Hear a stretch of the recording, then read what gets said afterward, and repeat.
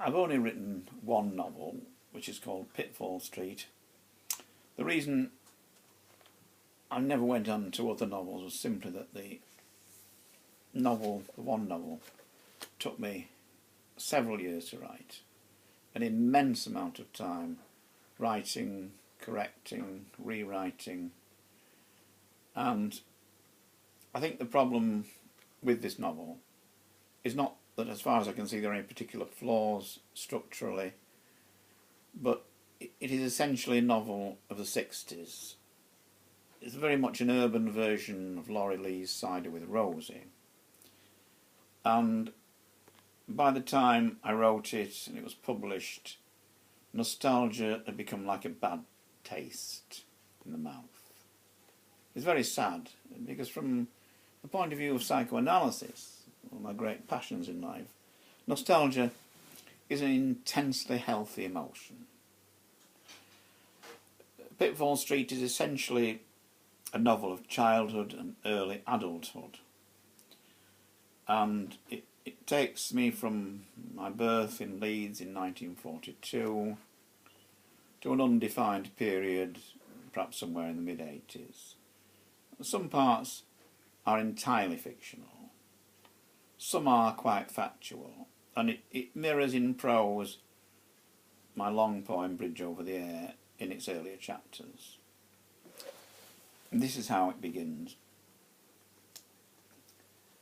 I remember as a child looking out of the attic window over the skyline of Leeds, past the nearby goods yard with its shunting coal trains and the neighbouring wood yard with its tree-tall planks of new-cut wood.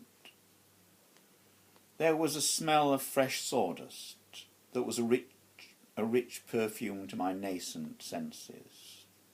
There was the rattle and bump of horse-drawn drays, returning empty barrels to the cooper's yard, which lay behind our small huddle of houses.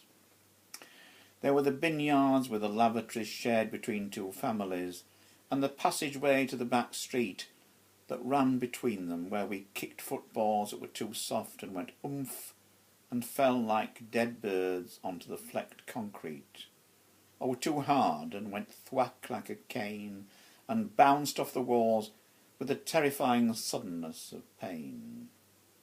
There were the drain pipes you couldn't put your hands round, and the gable ends of house rows rising sheer and sudden, then disappearing into the clear blue of morning or the dusky turquoise and yellow of night.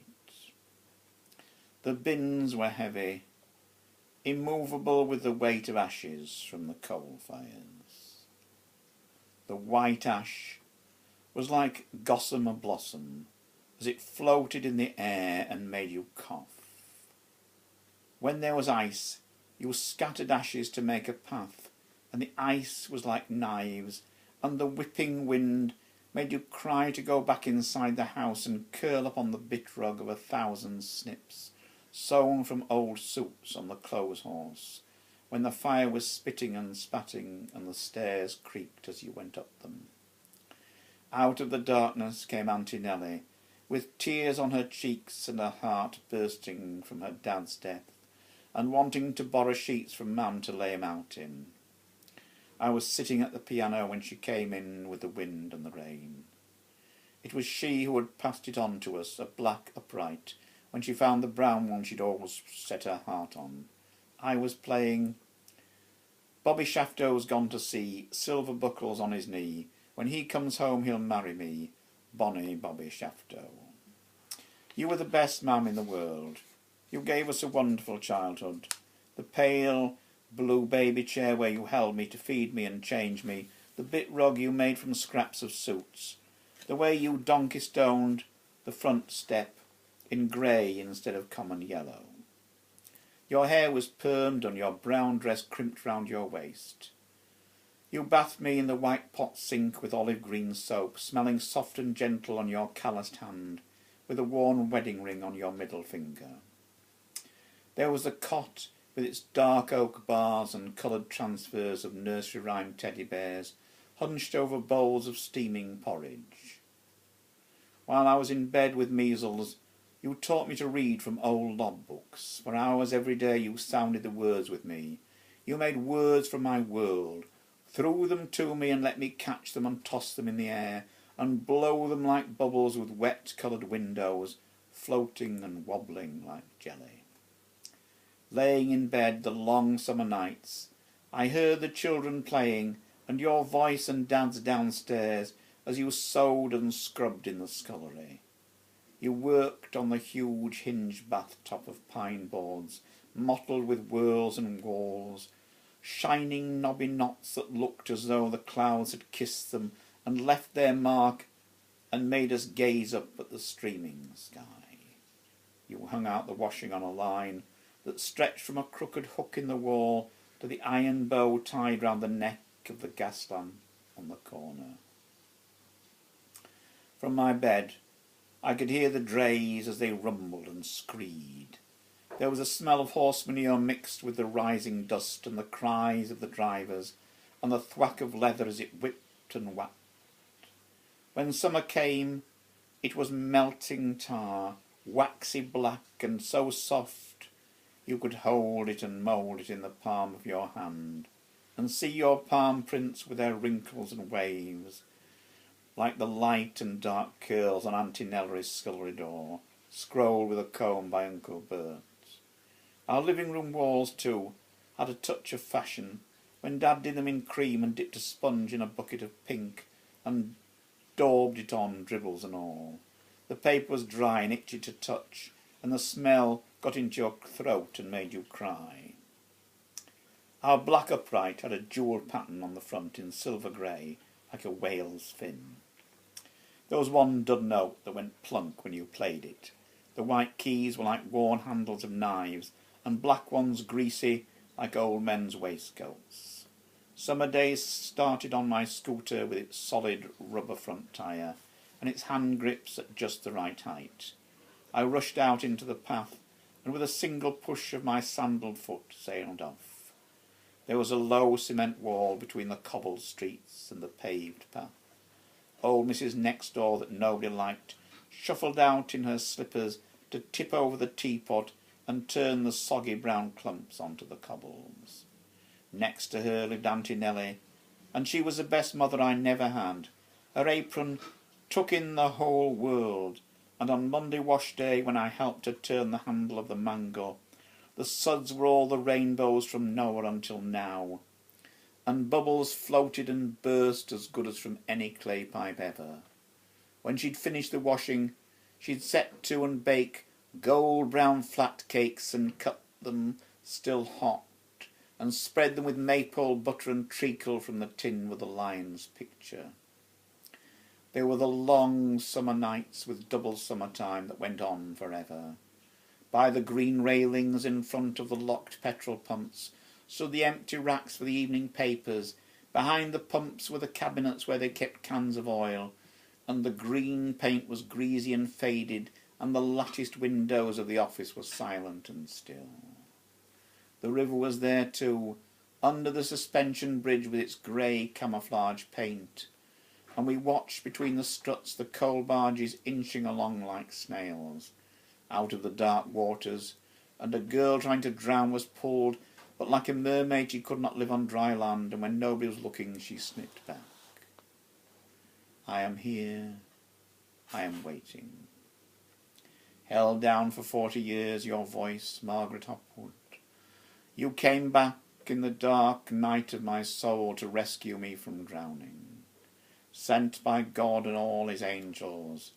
There were steps down to the towpath with railings round. I ran and bounded, scattering the waters rainbows and diamonds. The light was silver grey, deliquescent. Murillo painted it, your ragged dress, my torn trousers, your hair a crown of crystal. I went with Margaret along the towpath by the hollows, to where the overhang of warehouses darkened the sky. Through a crack in the boards we saw lime sacks spilling acid white into the warm air, and the air was hot and fusty. On the hollows we played tig and catch and kiss round earth mounds covered in clover. Margaret plucked and counted counted and plucked, and when she found the one with 4 leaves, she held it in the air, high and triumphant.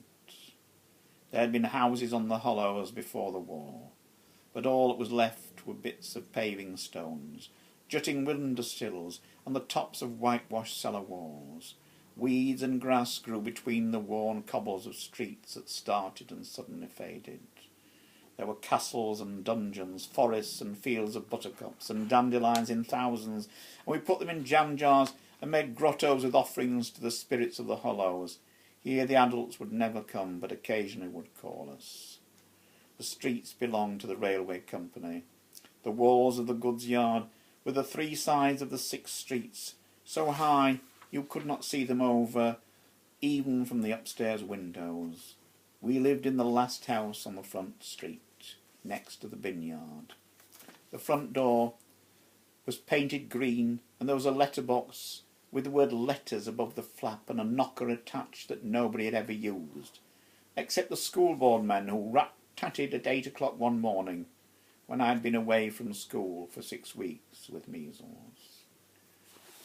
Our living room was straight off the street, with a Yorkist range fireplace. The oven was heated by raking hot coals sideways from under the fire. Once a week, Mam had to blacklead the grate with strong-smelling liquid she poured from a can onto a cloth, wearing a pair of old stained gloves. There was a scullery off the living room with a built-in bath that took up most of the room. The hinge lid was a funny shape and low off the floor, but it was Mam's only work surface. Next to the bath was a door which opened onto the cellar steps. In one corner of the living room were the open stairs to the bedrooms. The big room was Mam and Dad's, and the small one was mine. On the landing was another set of stairs to the attic, with its high double bed and coiled wire mattress and dusty piles of picture posts from before the war, with sepia prints of Boer War soldiers standing to attention by piled pyramids of cannonballs. From the attic window I looked over Bayford's garage and the space in front where we played cricket on the long nights of summer, and over the main road with its yard-thick wall to the hollows, and up the hill where the buses trundled past Ellaby Lane School. In the other direction was a suspension bridge over the Aire, and the mills along the bank with smoking chimneys and foundries blowing out sparks. In my room was a single bed covered by a lime green counterpane bordered with tangling cotton tassels. On the wall was a picture of a curly-haired cherub on a swing, rockabye babying in a cloud of silver stars, and Old Man Moon with a grey beard who looked like Father Time. I had a bookcase painted pale lemon, which had once been a hospital locker and still had a towel rail screwed to the back. It was packed with Rupert and Eagle annuals and a thick yellow National Geographic magazine, handed on from Dad's director at the P&G Insurance Company, and Biggles books that Mam read too. I had the Coral Island from Woolworths in a rich red binding, and on the cover was a picture of boys running over a palm-fringed shore. On cold mornings, still in my pyjamas, I crouched in front of the fire to read. I loved the smell of the printed page, and the fire grew an aroma of burning paper. Wood and coal enveloped me and filled me with a tingling anticipation of the coming day.